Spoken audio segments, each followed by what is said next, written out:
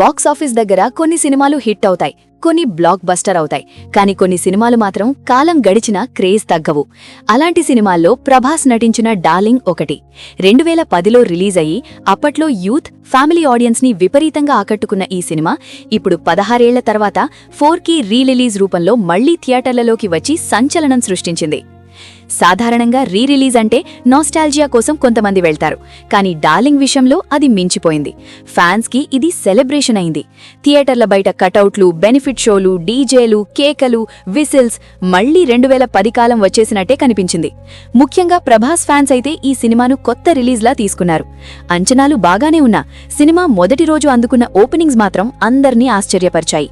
Makers ఊహించిన దానికంటే overall response మరింత పెద్దది అయింది. తొలి రోజు వరకు దాదాపు 2 లక్షల టికెట్ సేల్స్ నమోదవడం చిన్న విషయం కాదు. అది కూడా రీ-రిలీజ్ సినిమాకి రావడం అంటే స్టార్ పవర్ ఏంటో అర్థమవుతుంది. తెలుగు రాష్ట్రాల్లో డార్లింగ్ సినిమా అదిరిపోయే జోరు చూపించింది. ముఖ్యంగా నైజాంలో ప్రభాస్ మార్కెట్ మళ్లీ ప్రూవ్ అయింది. అక్కడ ఒక్కరోజే 2.90 కోట్ల గ్రాస్ రావడం సెన్సేషనల్ ఫిగర్ అని చెప్పాలి. హైదరాబాద్, సిటీస్, మల్టీప్లెక్స్లు మాత్రమే కాదు, BNC సెంటర్లలో కూడా మంచి రెస్పాన్స్ వచ్చింది.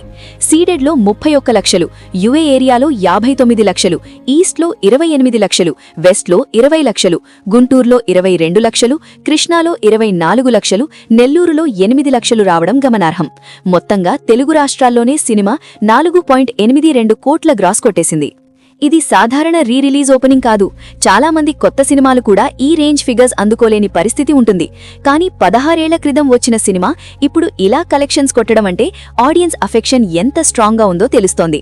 ఇక Karnataka plus rest of India ప్రాంతాల్లో కూడా సినిమా డీసెంట్ రన్ చూపించింది. అక్కడ దాదాపు 45 లక్షల వరకు గ్రాస్ వచ్చిందని ట్రేడ్ వర్గాలు చెబుతున్నాయి. ఓవర్సీస్ లో కూడా ప్రభాస్ క్రేజ్ కనిపించింది. అక్కడ దాదాపు 35 లక్షల గ్రాస్ కలెక్ట్ చేసింది. ఇలా అన్ని ప్రాంతాలు కలిపి చూస్తే డార్లింగ్ 4K రీ-రిలీజ్ తొలి రోజు ప్రపంచవ్యాప్తంగా 5.62 కోట్ల గ్రాస్ అందుకుంది.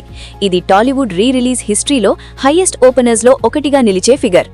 ఇక్కడొక ఇంట్రెస్టింగ్ విషయం ఏంటంటే డార్లింగ్ సినిమా పూర్తిగా మాస్ మూవీ కాదు, ఇదొక romantic family entertainer.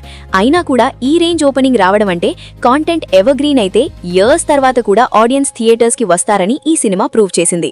Prabhas screen presence, కాజల్తో chemistry, Karunakaran direction, GV Prakash songs, comedy timing ఇవన్నీ మళ్లీ బిగ్ స్క్రీన్ మీద చూడాలని ఆడియన్స్ ఆసక్తి చూపించారు. హోసన్నా, ఇంకోసారి, నీ వెంటే లాంటి పాటలకు థియేటర్స్ లో ఆడియన్స్ రెస్పాన్స్ అదిరిపోయిందని రిపోర్ట్స్ వచ్చాయి. ముఖ్యంగా యూత్ ఆడియన్స్ లో కొత్త జనరేషన్ కూడా మంచి ఇంట్రెస్ట్ చూపించింది. అప్పట్లో చిన్నపిల్లలుగా ఉన్నవాళ్లు ఇప్పుడు గ్రోనప్ అయి థియేటర్ కి వెళ్లడం, పేరెంట్స్ తమ కిడ్స్ ని తీసుకెళ్లడం, ఇలా 2 జనరేషన్స్ కలిసి చూసిన సినిమా అయింది డార్లింగ్.